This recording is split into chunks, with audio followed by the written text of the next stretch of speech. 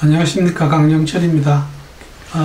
제가 작년 말에 홍해에 다이빙을 갔을 때 그 리버보드에서 한 커플을 만났습니다. 그 남자는 이태리 사람이었고 여자가 리투아니아라고 하는 그 북유럽에 있는 어떤 아주 아름다운 아가씨였는데, 두 분이 거기서 만나서 지금까지도 계속 이렇게 왓츠앱을 통해서 대화를 하고 있습니다. 근데 이분들이 지난 4월에 오만이라는 곳에서 리버보드를 하러 가는데 자기들이 임신을 계획하고 있다는 이야기를 했어요. 그래서 이게 과연 우리가 다이빙 여행을 가서 임신하는 것이 문제가 있다는 것을 제가 알고 있었는데, 이거를 명확하게 설명을 그때 못하고 조금 있으라고 이야기한 다음에 제가 찾아서 해줬던 이야기들의 일부를 지금 이렇게 한번 모아봤습니다. 임신도 축복이고 저에게 다이빙은 더 큰 축복입니다. 아마 여러분들에게도 그러리라고 믿습니다. 그래서 저희들이 임신과 다이빙에 대해서 이야기하자면, 첫째, 일반적인 어떤 여성분들이 남자들에 대해서 비교했을 때 고려해야 될 이슈들이 분명히 좀 있습니다. 그 다음에 스쿠버 다이빙을 하고 나면 저희들이 기포가 생긴다는 말씀을 드렸고, 과연 그 기포와 임신 사이에 혹은 태아와 기포 사이에 어떤 문제가 있을까?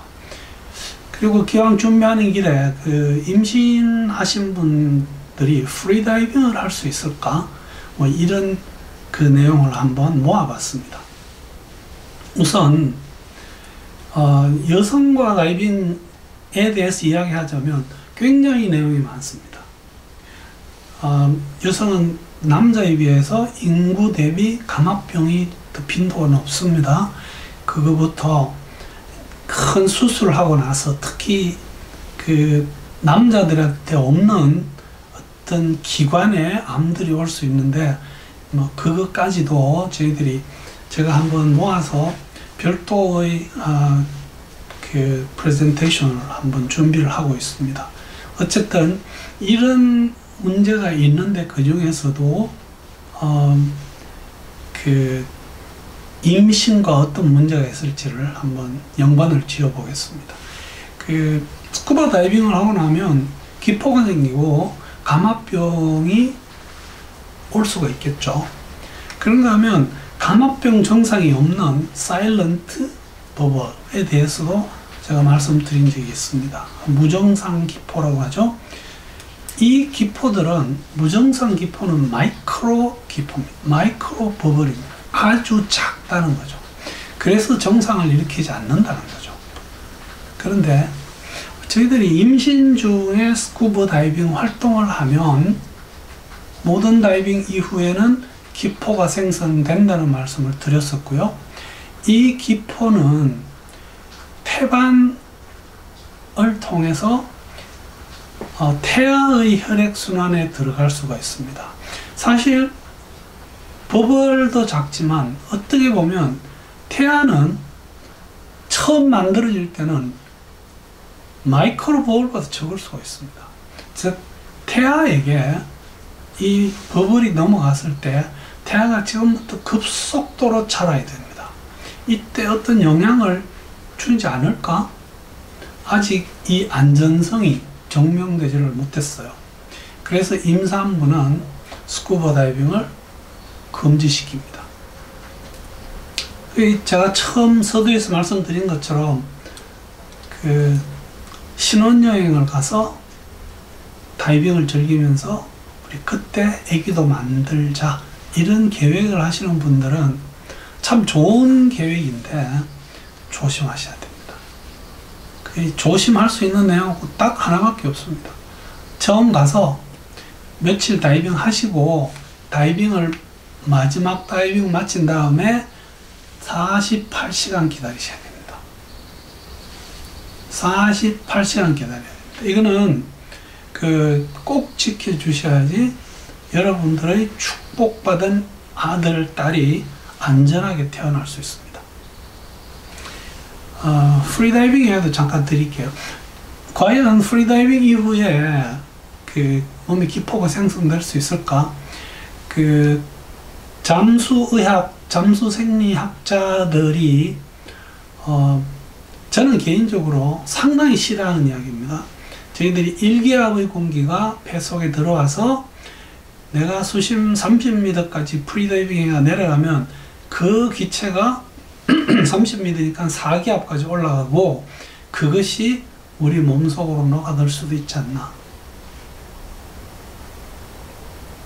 들어보면 좀 그렇듯해 보이는데 저는 이 프리다이빙을 하는 정도의 공기의 양으로 이렇게 버블이 생겨서 감압병을 일으킨다? 저는 믿지 않습니다. 많은 해녀분들이 지금 감압병 증상이다라고 생각하고 챔버로 가고, 챔버에서는 죄송한 말씀이지만 그런 것을 은근히 권해서 해녀분들에게 챔버 치료도 시키고, 해녀분들에게 챔버 치료를 시키겠다는 핑계로 지방자치단체에서 혹은 정부에서 돈을 타내서 챔버를 사서 설치한다고 저는 믿고 있습니다. 제가 틀릴 수도 있지만 저는 그것을 아주 싫어하는 사람입니다. 어쨌든 지금 임신한 사람이 프리다이빙을 할 때 생기는 어떤 생리적인 변화에 대해서는 사실 다이빙계에서 특별히 어떤 조사 연구가 진행돼서 결과가 나온 게 거의 없습니다. 단 한국과 일본에서는 그 해녀들, 일본에서는 얘들을 아마라고 불러요. 이 해녀들이 에 대한 어떤 생리적인 것을 연구하려고 하는 그런 움직임들은 뭐 꽤 많이 있습니다. 그 결론이 지금 보면 해녀들은 임신을 해도 아주 거의 만삭이 될 때까지 물질을 합니다. 근데 해녀가 낳은 아기가 특별히 어떤 기형을 가지고 태어났다? 이런 통계는 정상인에 비해서 전혀 없습니다. 그래서 저희들은 프리다이빙은 임산부에게도 괜찮다고 믿습니다. 그래서 꼭 이 물을 사랑하시는 여러분들이 임신을 했을 때 물에 들어가지 않고 못 견디겠으면 스쿠버 다이빙보다는 프리다이빙을 하십시오. 그래서 제가 오늘 임신과 다이빙에 대해서 간단한 어떤 내용을 한번 모아봤고요. 스쿠버 다이빙 이후에는 기포가 생기는데 비록 그 기포가 감압병의 증상을 일으키지 않더라도 태아에게 넘어갈 수 있다는 말씀. 심지어는 아주 어린 애에게 이런 짓을 시킨다면 그것도 똑같은 효과를 낼 수 있고, 제가 죄송합니다. 제가 조만간 소아들이 다이빙을 할 때 어떤 문제가 있을까를 정리를 한번 해볼 생각인데 그때 한 번 더 언급할 기회가 있을 것 같습니다.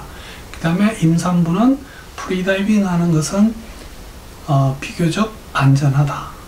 저는 안전을 떠나서 아기들에게 더 좋은 영향을 줄 것 같습니다. 태아 때 바닷속에 들어간 그 좋은 추억을 가지고 태어나지 않을까 이렇게 생각합니다.